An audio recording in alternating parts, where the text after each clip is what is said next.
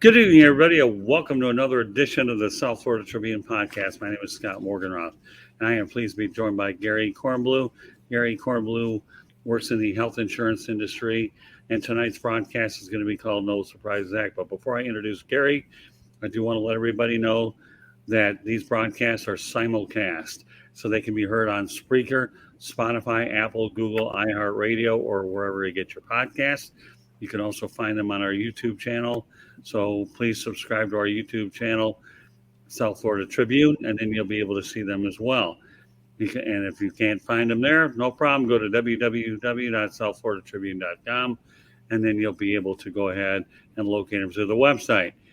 Gary does a fine job in the health insurance industry. He's been around for 32 years. So this guy, there's no shortage of experience. So if you're looking for excellent expertise and knowledge, then you've definitely come to the right place. With that said, Gary, welcome back to the broadcast.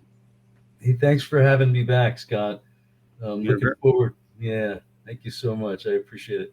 You're very welcome. I can assure you folks that when you listen to our shows, I would advise you to take a pen or pencil and a paper and take some notes, because you will definitely learn a lot. Even though some of these subjects may be Florida-based, there are some concepts that can definitely be considered universal a little bit to some extent. Won't get into compliance things, but knowledge is power, and there are a lot of terms that are interchangeable. With that said, I want to reiterate that this show is being titled No Surprises Act. So let's get started, Gary. And first question is, if I miss my premium payment and policy terminates, do I have any recourse? Okay, so if you miss your premium payment, and your policy lapses, you do have recourse, although you have to act very quickly. The first thing you would do is call your insurance company and ask, ask them to check your payment history and to see if they can potentially reinstate your policy. So based on the number of premiums that you've missed, in other words, you have to pay all back premiums. So let's say you missed two monthly premiums. You would have to pay those monthly premiums, and then they would reinstate your policy like it had never lapsed. Sometimes you can do that. And then if that doesn't work, and you really feel that you have a legitimate reason why your policy lapsed. Now, lapsing for non-payment is a very difficult one to fight with the insurance company. But in some cases with the marketplace, you may have recourse. You may be able to request reinstatement through the marketplace too.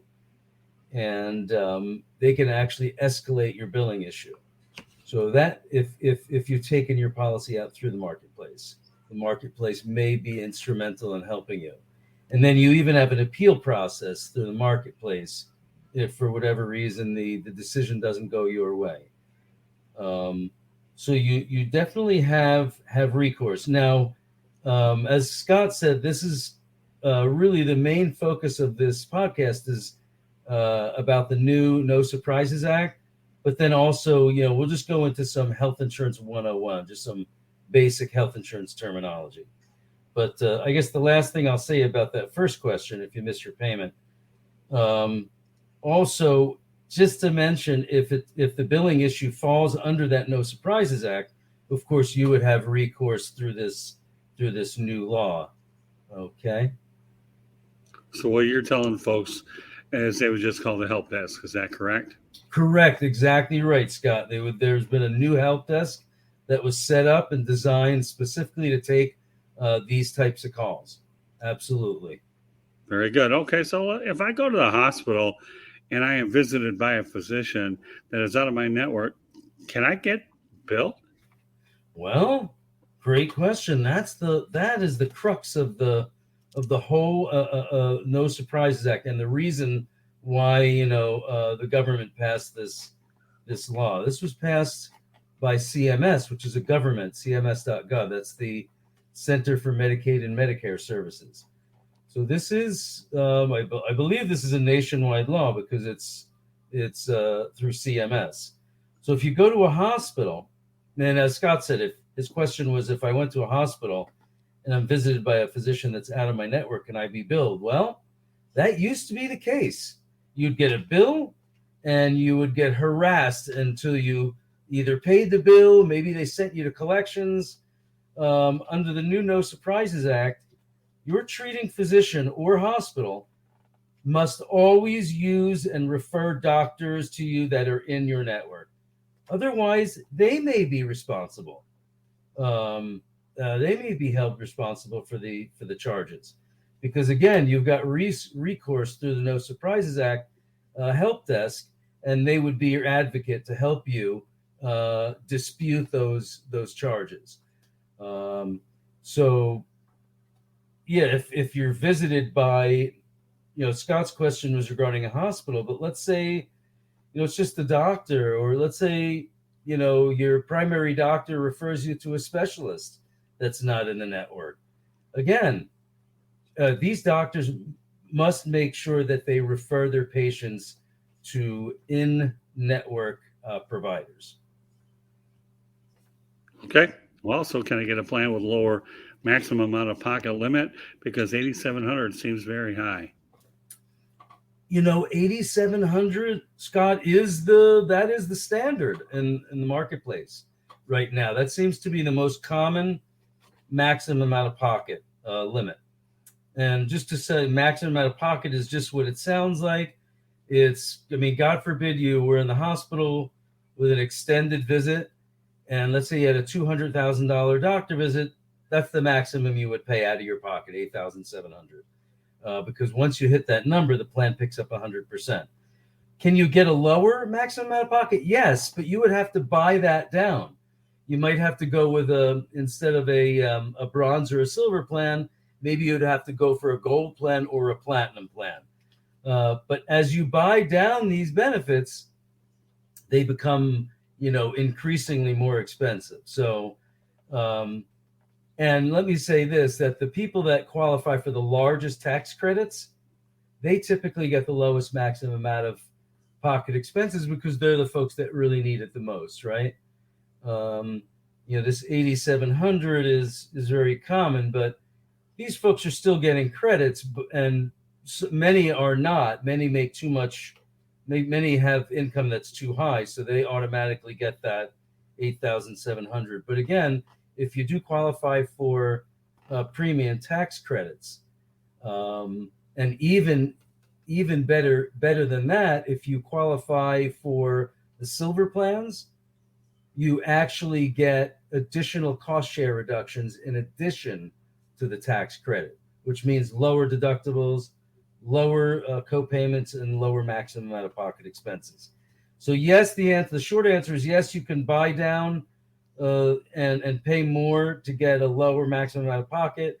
If your income dictates, you could have a very low maximum out of pocket. It all depends on where your income level is. It's based on your annual household income.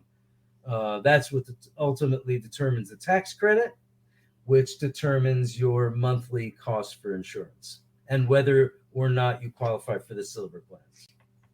Okay. So what if I need to go to a doctor that is not my plan's network? Can I still get covered? Well, if you have a PPO, the short answer is yes, you can still get covered. If you go to a doctor that's not in your plan's network. If you have a PPO, because PPOs offer out-of-network coverage. Now, having said that, the doctor would have to accept payments from your plan. Okay. And in that case, you would be able to go to a doctor that's not in your plan. Most doctors, of course, will accept payments, especially if it's coming from a big company like Blue Cross Blue Shield or United Healthcare. But as far as an HMO, the only way an HMO is going to cover you out of your network or out of your regional area even, because remember, PPOs give you in-network coverage and they give you access to a national network, whereas HMOs are more of a regional plan. They cover you in your regional area. Now, you are covered based on a medical emergency. If you do have an HMO, if you happen to have an HMO and you have a medical emergency and you're out of state, let's say, that is one way that you would be covered by an out-of-network provider, because in an emergency situation, there is no in or out of network. The carrier expects you to get right to a medical facility, right to a hospital, and receive treatment, and you would be covered just as if you were, in your backyard. Okay.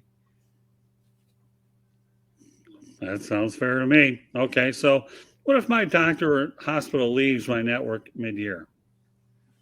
That's such a relevant question, Scott, because I get that question from my customers all the time. Unfortunately, there's not much we can do, because doctors, it almost seems a little unfair. I think that's something that the industry maybe needs to work on, because if you think about it, whether you're purchasing a health insurance policy and you're under 65, you're purchasing it through the marketplace, or you're purchasing a Medicare plan because you qualify for Medicare, or you're over 65, and you pick, let's say you pick that plan just specifically because your doctor was in that network. Doctors are not held to the same standards. They can come in and out of these networks. I think they should be held to the same standards as us, and only be able to leave a network, during that annual enrollment period. So again, they're just not held to the same standards. Oftentimes, my client chooses a plan, and only to find out that the doctor that was in network, again, decided to leave the network. So unfortunately, no, there's really not a whole lot you can do. I would say if you have a PPO, then you may still be able to see that doctor and get coverage. But for the most part, there's not much we can do. Like I said, maybe the industry will change, and we'll all be on the same page. Doctors can only enter into these networks or leave the networks when the patients can select the plan, or you follow what I'm saying? In other words, the doctors and the medical professionals should be held to the same standard, so that when a client chooses a plan, he knows that doctor or that hospital will be in that plan for that full plan year. Well, so let's talk about the peace of mind aspect. Okay, and elaborate. So you're saying they should be able to exit the plan during the annual enrollment period. Well, let's just talk about peace of mind when it comes to something like this. What do you think the patient's most likely going to try to do? Well, in what situation? Well, you're talking about doctors leaving the networks. Is that Right. correct? Oh, what's Right. a patient going to do? Well, Yeah. like I said, if you have a PPO, you may still be able to see that doctor or that specialist. Because remember, PPOs have that out-of-network coverage.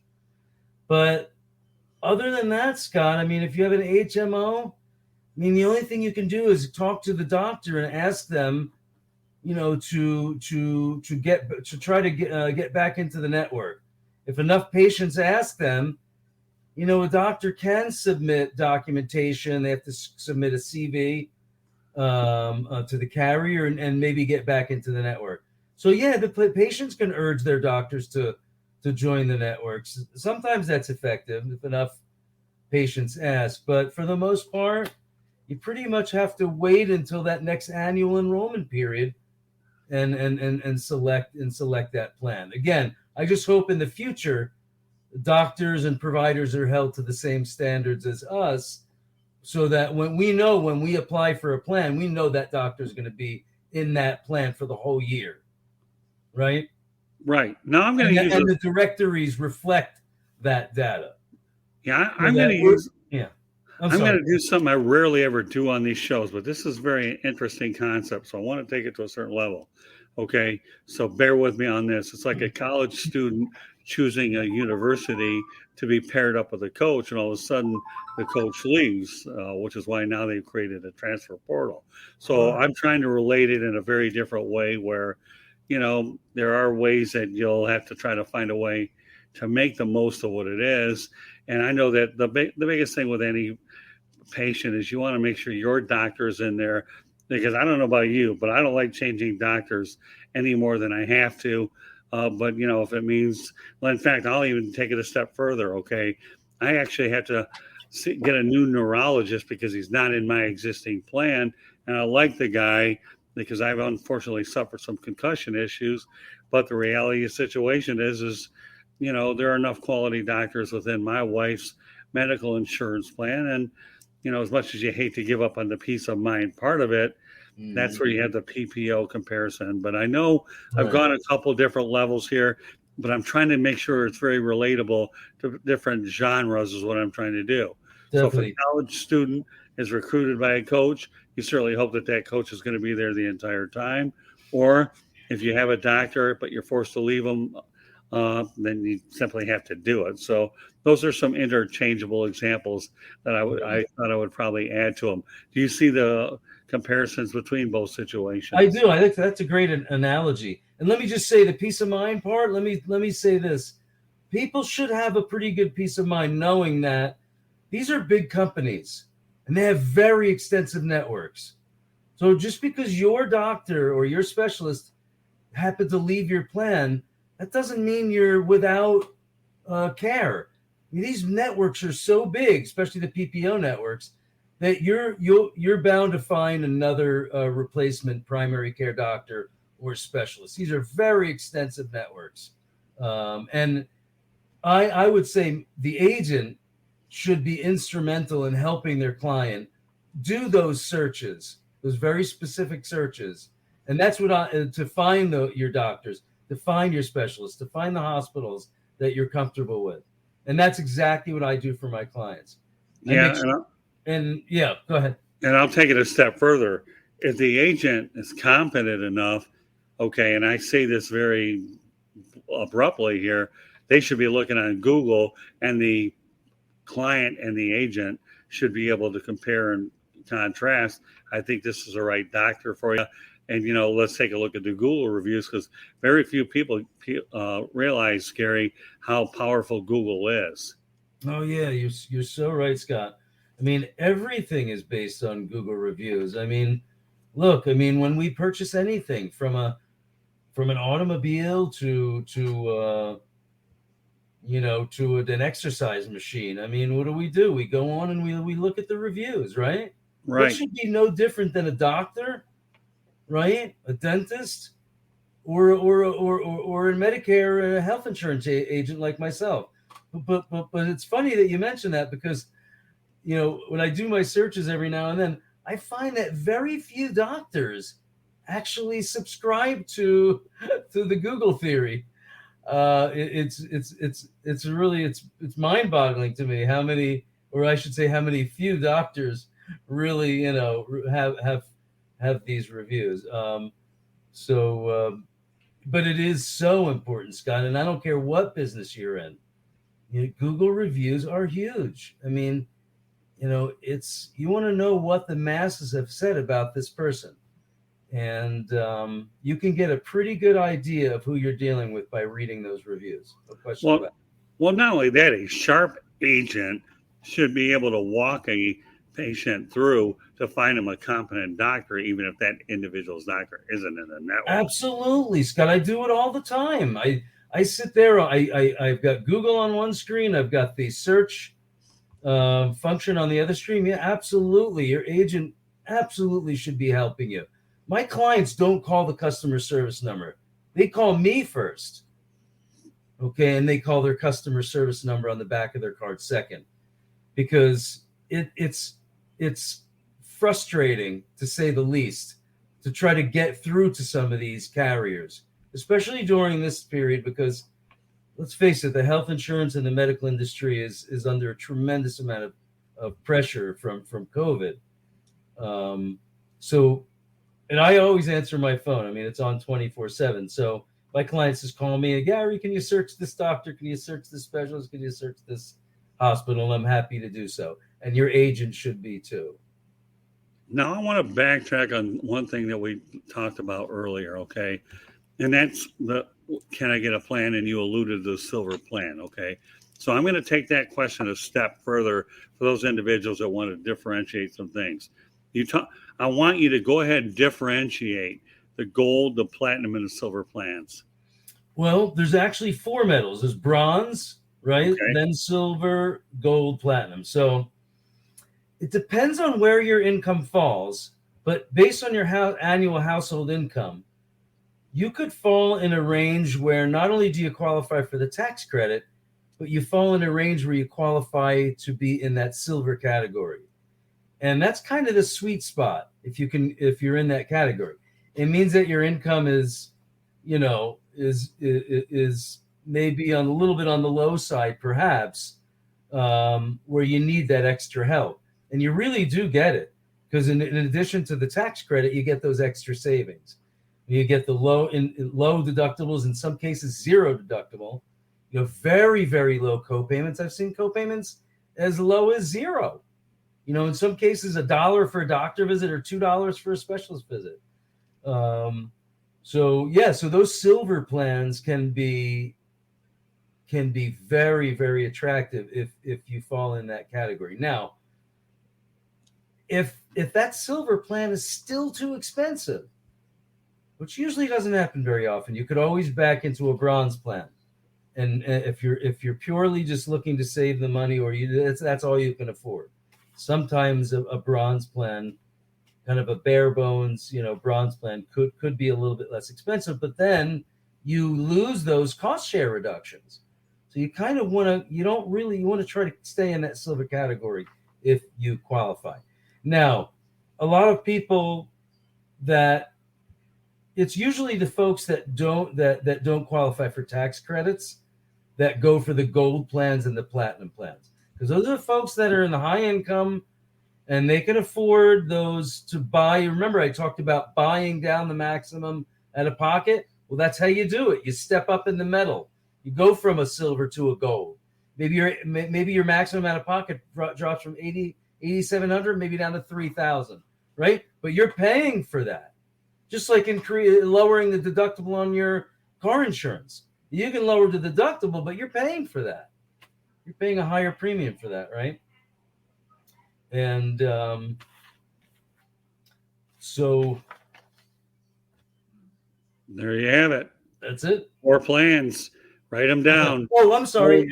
I mentioned I'm sorry. I mentioned the gold, but I wanted to mention the platinum. And the platinum really is just, one step above the gold, right? So you get slightly lower maximum out of pocket. Maybe your $3,000 becomes $1,500 or $2,000. And of course, as you go up in the metal plans too, your co-payments typically drop as well. So, well, the reality is you have different levels, and everybody has to find out where their comfort zone is based on a lot of different factors. And if anybody's out there want to keep it very simple, gold, platinum, silver, bronze, take notes. You'll be able to go ahead and do that. And of course, if you don't want to take notes, and what you do is you simply Google out what they are, and then you'll be able to get clarity. So I'm glad that you were able to add a little bit of clarity, and we elaborated on that so that everybody gets all the information necessary. Definitely. And they can always call me too, Scott. And I'd be happy to help. Right, and your number is displayed. So folks, if you're watching the show, feel free to go ahead and look at his number. And I'm going to read it for you as well. Gary's telephone number is 954-532-2060. Great number, 954-532-2060. So if you have any questions after this show is over with, don't hesitate to call him. And one last thing piece of business we get to before we go back to station identification. Shouldn't I always look for the plan with the lowest deductible? That's a funny question, Scott. And it's very relevant, because people often think that they need to get the plan with the lowest deductible, that's the best plan. And it's really not. The number you really need to focus on is the maximum out of pocket limit for the plan, not the deductible, because your deductible does not represent your maximum out of pocket expenses. It's your maximum out of pocket limit that determines what the maximum you'll pay out of your pocket. So now the deductible, sometimes, if there's a deductible, let's say it's $1,000 or $2,000, it may apply to some services on that plan. And then of course, just to tell you, the deductible really is very closely related to coinsurance and maximum out of pocket. So remember, deductible, coinsurance, maximum out of pocket. And I'll just give you a quick example. So let's say somebody's is going in for a pre-authorized surgery, let's say a gallbladder surgery, and they've got an HMO with a $3,000 deductible, right? 40% coinsurance responsibility, and that $8,700 maximum out of pocket. Okay, let's assume the total cost for that surgery is $40,000, right? So what's the member going to pay first? They're going to pay that deductible, right? Just like your auto insurance, you have to pay the collision deductible first before the policy pays. So that patient would pay the $3,000 because that's his deductible. He would then be responsible for 40% of all charges. Once that $3,000 and that 40% coinsurance responsibility, once those two numbers reach that $8,700 maximum out of pocket, that patient's done for the rest of the year. That policy will pick up 100% for the remainder of the policy year.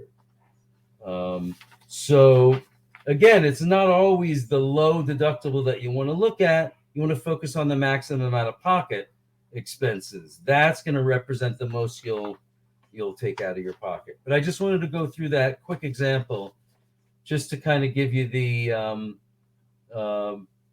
just to because people tend to get really confused with the deductible, the coinsurance, the maximum out of pocket, and I think that example hopefully will help you understand. There are also some other acronyms to be familiar with. APTC is one. So if you're in a marketplace plan and you're getting a tax credit, it's the Advanced Premium Tax Credit. And the reason why it's called an Advanced Premium Tax Credit, that's essentially what the government's doing. You're projecting how much you're going to make, your household income, what that will be during that plan year, and they're advancing you that premium tax credit based on that projection. Once you file your taxes at the end of the year, as I always say, it all comes out in the wash because you'll get an IRS Form 1095 showing your credits, and then your accountant will determine exactly what your actual income was, and he'll reconcile that premium tax credit. So if your projection was accurate, you'll be flat at the end of the year. If you said that you made $50,000, you actually made $100,000, the government can actually recapture a portion or all of those advanced tax credits that they gave you. And a lot of people think, well, they took my money back when they took my money when I filed my taxes. The government took my money, but they really didn't.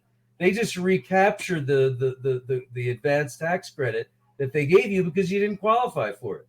So keep that in mind too. SEP is another acronym you'll want to be familiar. That's a special enrollment period, which many people do qualify for. So even if you're outside of the annual enrollment period, you may actually qualify for a special enrollment as well. So again, talk to your agent, call me. Again, my name is Gary. I'm always available. 954-532-2060 is my office number. It forwards to my cell, so I never miss a call. Very good. Well, you know what? Gary did a really good job explaining a lot of interesting points. We hope everybody will have an opportunity to not only listen to it again, but watch it if you have an opportunity to do it visually on our streaming service as well as YouTube and so forth. So with that said, we'll take time out for station identification. The way these broadcasts are simulcast through Spreaker, Spotify, Apple, Google, iHeartRadio, yes, the YouTube channel as well. And you'll also be able to listen to them wherever you get your podcasts. You can find them on www.southfloridatribune.com. You can also email us at southfloridatribune@gmail.com, and feel free to go ahead and follow us on Twitter at Tribune South. So Gary did a really good job talking about this, and I hope that everybody has an opportunity to benefit by what we've done tonight. This is the South Florida Tribune podcast, and of course, we are talking about the No Surprises Act. So Gary, we look forward to the next episode and anxious to see what you're going to be able to inform everybody. So on behalf of Gary Kornbluh, my name is Scott Morganroth. Thank you for joining us on this edition of the South Florida Tribune podcast. Once again, the No Surprises Act, and we will catch you the next time. Good night, everybody. Good night. Take care, everyone.